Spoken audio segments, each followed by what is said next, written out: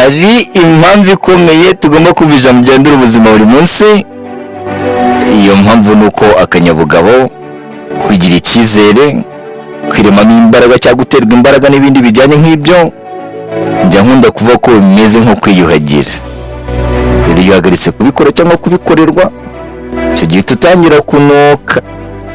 Rero n'ijambo ryahindura ubuzima tugomba kuryumva buri munsi, kubera ko ibidutera imbaraga bimeze nko kwiyuhagira. Rero iyo uhagaritse kubikora cyangwa kubikorerwa, uhita utangira kunuka. Dukwiye guhora twumva amagambo ahindura ubuzima kubera ko twibagirwa buri munsi. Utekereza ko n'amadini yaba kuwa gatanu, yaba kuwa gatandatu ku isabato cyangwa ku cyumweru duhora twiga igitabo kimwe, duhora twiga korowani imwe, Bibiliya imwe? Rero urebe imyaka yose ishize, urebe ibinyejana byose bishize, ariko dusubiramo igitabo kimwe gusa. Rero ibi bijye bitwereka ko ikirema muntu kiremwe mu kwibagirwa. Ariyo mpamvu dukwiye guhora twibutswa buri munsi. Nta munsi uzigera ubona mu rusengero bakubwira ngo itahire, kino gitabo twakwigishije, ibyo twakwigishije byose birahagije, itahire kira seritifika. Nta munsi rero bazigera babikubwira. Rero niyo mpamvu dukwiye guhora twumva amagambo ahindura ubuzima buri munsi, kubera ko twibagirwa buri munsi. Mr. Sisco ndi hano kugira ngo usobanukirwe byinshi. Ndabakunda cyane rero.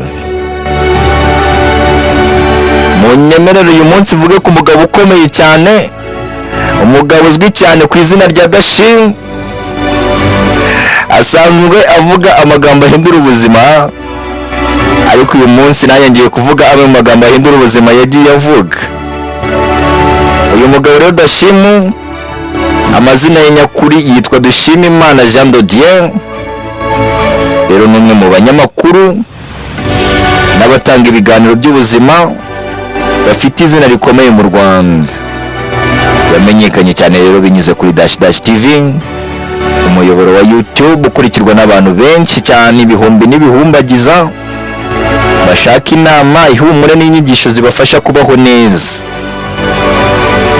Dashim rero yavutse mu mwaka wa 1991, avukira mu karere ka Karongi mu burengerazuba bw'u Rwanda. Kuva akiri muto rero yari afite impano yo kuvuga no kuganiriza abantu.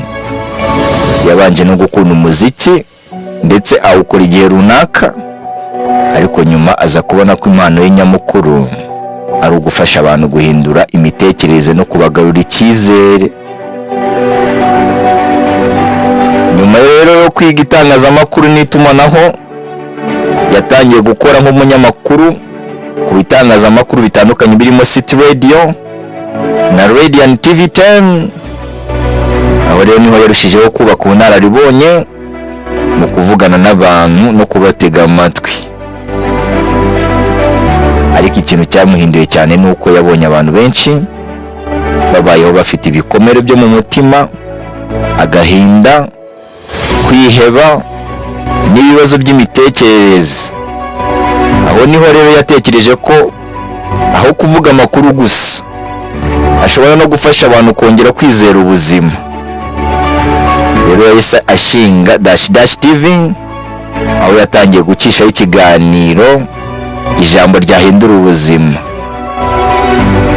Rero Dashim asangiza abantu inyigisho zibafasha kwikunda no kwiyubaha, gukira ibikomere byo mu mutima, kurwanya kwiheba, kubabarira abadukoreye nabi, guhindura imitekerereze, ndetse no kubaho dufite amahoro n'icyizere ndetse n'intego. Rero buhoro buhoro abantu batangiye kumva ko ibyo bintu bibafasha mu buzima bwa buri munsi. Umubare w'abamukurikira kuri YouTube warazamutse cyane ugera ku barenga 755 ibihumbi. Ntabwo rero yagarukiye kuri YouTube gusa, yanditse n'ibitabo, atanga ibiganiro ku gihugu hose, anatangiza Dash Yoga Center, aho afasha abantu gukora imyitozo ibafasha gutuza ibitekerezo no kugabanya umunaniro wo mu mutwe. yanashinze rero umuyoboro wa dash dash English kugira ngo ubutumwa bwe bugere no ku batavuga ikinyarwanda. Uyu munsi Dashim afatwa nk'umwe mu bantu bafite uruhare rukomeye mu gukangurira abantu kwita ku buzima bwo mu mutwe no kubaho bafite intego. Uyu munsi rero mvuge amwe mu magambo Dashim yavuze yahindura ubuzima. Dashim yaravuze ngo ubuzima bwawe buhinduka iyo uhinduye imitekerereze yawe. Rero niba ushaka guhindura ubuzima bwawe, banza uhindure imitekerereze yawe, uko utekereza. Niba utekereza biciriritse, icyo gihe ubuzima bwawe nabwo buzaba buciriritse. Rero niba utekereza byagutse, ubuzima bwawe buzaba bukomeye cyane. Yaravuze rero ngo ntukemere ko ibyakubayeho bihinduka umwirondoro wawe, kandi kubabara si impano uha uwagukomerekeje, ahubwo ni impano wiha kugira ngo ubone amahoro. Iri ni ijambo rikomeye cyane. Yaravuze ngo kubabarira si impano uha uwagukomerekeje, ahubwo ni impano wiha kugira ngo ubone amahoro. Kandi nta muntu ushobora kugukunda neza niba nawe utikunda. Niba utikunda ntawe uzigera gukunda. Mbere na mbere banza wikunde, niwikunda n'abandi bazagukunda. Dashim yaravuze rero ngo amagambo uvuga kuri wowe niyo yubaka cyangwa niyo asenya ejo hazaza hawe. Rero niba wiyatiraho ibyiza, umenye ko ibyo byiza uri kwiyaturiraho bizakugeraho. Niba wiyatiraho ibibi, nabyo umenye ko bizakugeraho. Rero ururimi rwacu rurarema.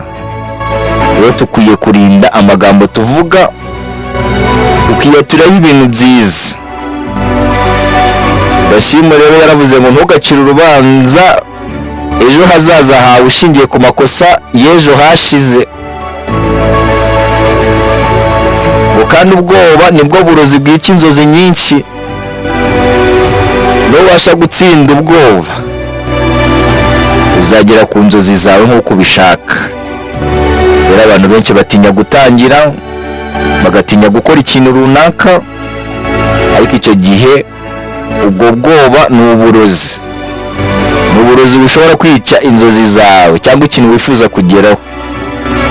Rero mbere na mbere banza urwane ubwoba niba ushaka kugera ku nzozi zawe. Dashim rero yaravuze ngo icyizere ni intambwe ya mbere yo gutsinda. Mbere na mbere banza wiyizere, wumve ko ushoboye, wumve ko wabikora, wumve ko uzi ibintu. Icyo gihe icyo ushaka cyose uzakigeraho. Kandi yaravuze ngo buri gitondo ni amahirwe mashya yo kongera gutangira. Ntugatume umunsi wose urangira nta kintu ukoze. Umunsi wose ujye uwubara nk'aho ari amahirwe. Dashim rero yaravuze ngo amahoro nyayo atangirira imbere mu mutima. Kandi yaravuze ngo ntukigeranye n'abandi, gereranya umuntu uri uyu munsi n'uwo wariho ejo. Urebe ko hari impinduka, nusanga nta mpinduka utangire uhindure. Dashim rero yaravuze ngo imbaraga nyinshi z'umuntu zituruka mu mitekerereze, mu byo atekereza. Kandi niba ushaka guhindura ubuzima bwawe, banza uhindure ibyo wemera kuri wowe. Ntabwo uzajya guhindura abandi nawe ubwawe utabanje kwihindura. Rero mbere na mbere banza wihindura ubwawe, noneho nyuma uhindura abandi. Yaravuze ngo ibyo uhora utekereza nibyo amaherezo n'ubundi amaherezo nibyo ubamo. Iri ni ijambo rikomeye cyane, ngo ibyo uhora utekereza nibyo n'ubundi uhoramo, amaherezo nibyo ubamo. Rero akenshi buriya umuntu ashaka kukumenya, akumenyera ku byo uvuga, imitekerereze yawe. munyemere ijambo rya nyuma Dashim yavuze ndisoreza ahangaha. Yaravuze ngo nta mwijima ushobora gutsinda urumuri rw'ibyiringiro. Rero iteka nubwo haba hari umwijima ungana gute, urumuri rw'ibyiringiro ruhora rutsinda iteka. Rero iri jambo ryagucitse, duhuriye kuri YouTube, ni kuri The Future Voice Online TV. Ni Mr Cisco rero nanone ndabakunda cyane. Nshimira buri muntu wese ukora subscribe, ukurikirana ibiganiro byacu ducisha umunsi ku wundi. Ni Dashim mutoya cyangwa Mr Cisco. Ndabakunda cyane rero.